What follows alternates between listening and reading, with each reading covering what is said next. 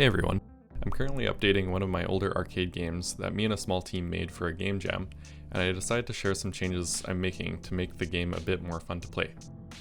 In this video, I'm adding a really simple parallax effect to the background to make the stars change position relative to the camera movement.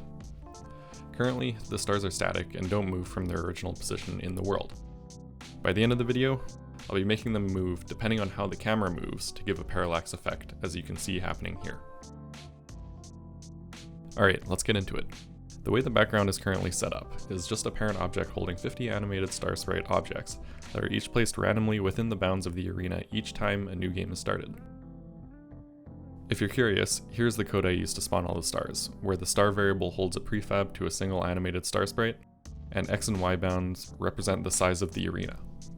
Fortunately, the code is already set up to hold all the stars under one parent object, so moving them all at the same time will just rely on moving that one object holding everything. The first thing I'm going to do is go to my camera controller and add a parallax function to call in update. This is where I'll change the background position based on the camera, and I want it to be called every frame. I also want a reference to the background object that I intend to move. So I'll create a serialized field game object variable, which will allow me to drop the background object into this variable through the inspector. Now in the parallax function, all I really need is one line for what I want to do. This line is creating a new vector that sets the background to the negative camera X and Y positions. And just for clarity, transform is a reference to the transform of whatever game object this script is attached to, so in this case, it's the camera. And I'll set the Z position to whatever the current background Z position is, since I don't want the layer value of the background to change. I'm making the XY coordinates negative because I want the stars to move opposite of the camera to try to convey the scale of depth of the map. The reason this is all that I need to do here is because the origin point of both the background and the camera are 0. If this is not the case, this method would likely cause the background to fly off the screen unexpectedly.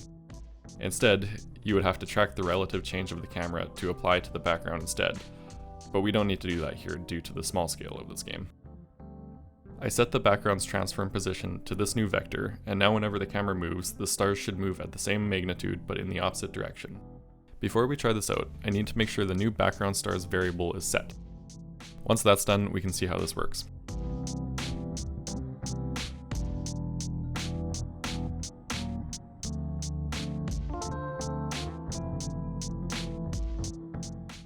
So it looks like it's doing what I expected, although it's a bit more intense than I want it to be, so I will add one more thing to the code to dampen the effect a little bit.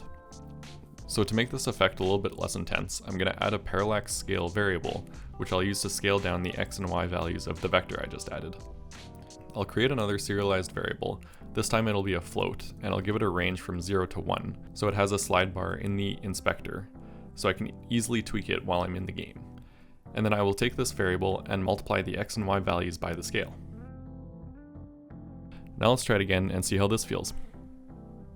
I want the effect to only be noticeable if you're really looking for it, so it's more of a subconscious effect rather than obvious. And I think I get that with a scale of around 0.3 to 0.4. And there you have it. With only a few lines of code, you have a pretty good looking simple parallax effect to add a little bit to your game.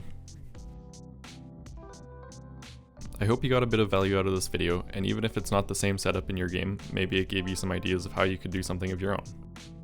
Thanks for watching, and stay tuned for more indie game dev videos I have in the works. If you have any questions or comments, let me know. Otherwise, I'll see you in the next video.